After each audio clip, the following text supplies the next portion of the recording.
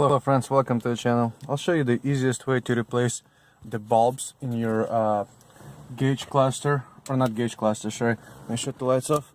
So see, in this vehicle, when you turn the lights on, you can barely see it, only part of the dash comes on, and none of the button lights come on. So there's actually two bulbs that we're gonna replace. Let me hit the light on. It's kind of hard to see, but yeah, pretty much only this side comes on and this side doesn't come on of the lights. So the easiest way to do it, and this is for all of the Acura Integras, the third gen. This is third gen, so 94 through 02. So first, use like a plastic pry bar, and right underneath the buttons there's a little place you can stick a plastic pry bar in. Oops, I just popped it back in, and then you can pop your buttons. There we go. Alright, so once you pop the buttons, if you notice, there's a one Phillips here, and then there's one Phillips there. So we're gonna take those guys off.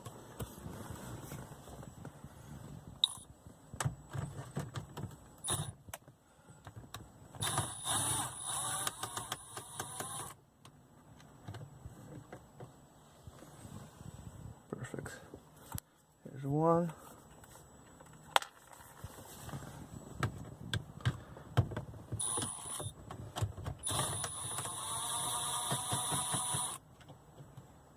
Here's number two. Okay, so after you do that, you can see that you can kind of move this forward, but it doesn't go too far. It's because there's a cable that controls your hit stuff, the speed, blower speed, I guess.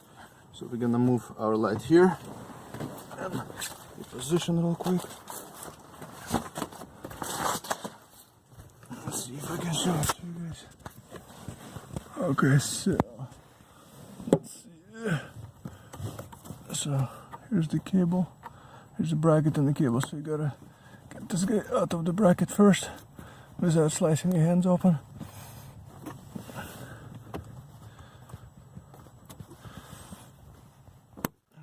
Once you get this up, you just see if we can. Kind of hard to record over here. And then you should be able just to slide this down like this. Okay, and that should give us enough room to actually pull this heater panel out. Alright. Let me get the light going again. Alright. So now we should be able just to get it just enough. Okay, so we got it enough. Let me put the light so you guys can see. So, see those two white things? Those are your bulbs. So you just use flathead screwdriver, turn it, it will get it loose, and I use a little magnet to pull it out. So probably won't be able to record this. I can try it, but I doubt it. There's just not enough room for flashlight and me and the camera, but we can try it.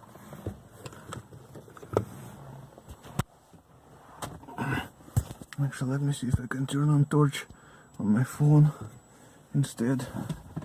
There we go. Okay.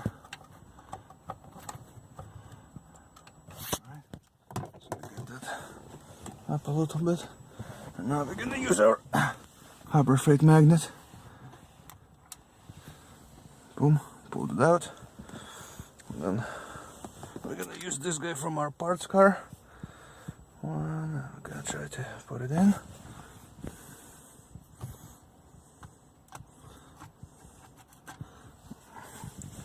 Okay.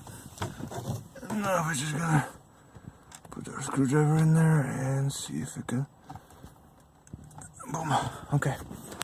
So now we should have the light. Alright, once you replace the bulbs, do a quick functionality check. Make sure the light up. Good.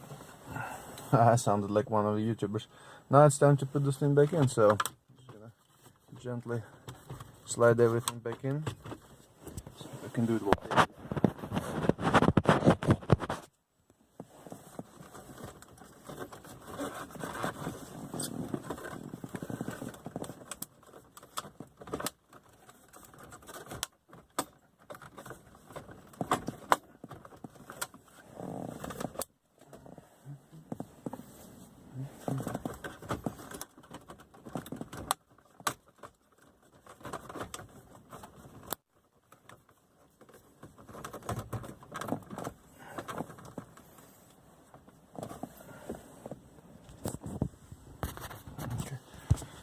then you're gonna put the two nuts back on.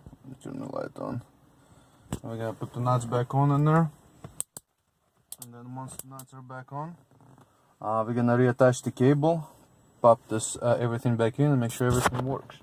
So let's grab our screwdriver.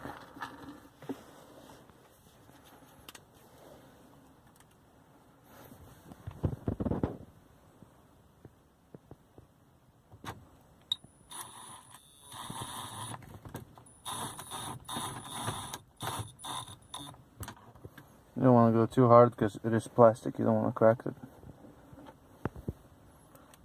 I usually when I use my low fuel impact, I don't even wait for the first click usually.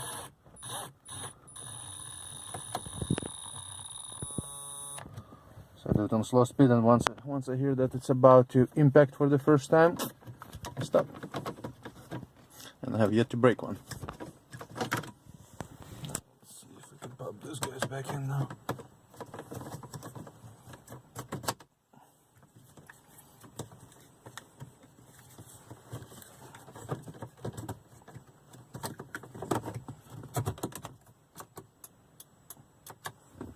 Alright, and now the wind actually picked up like crazy, so sorry if there's gonna be wind noise once we go back under the car, under the dash.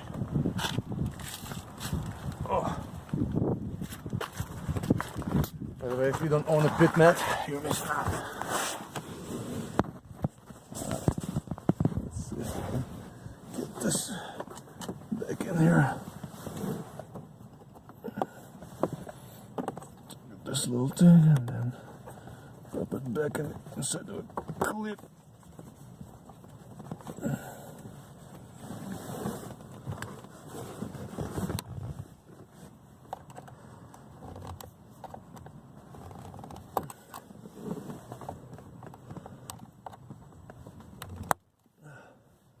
Alright, got it all back in, so we'll do a quick functionality check. Should be done.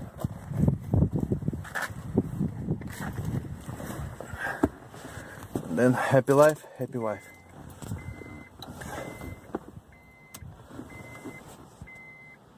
Touch off. It's kind of hard to see in here. Alright, so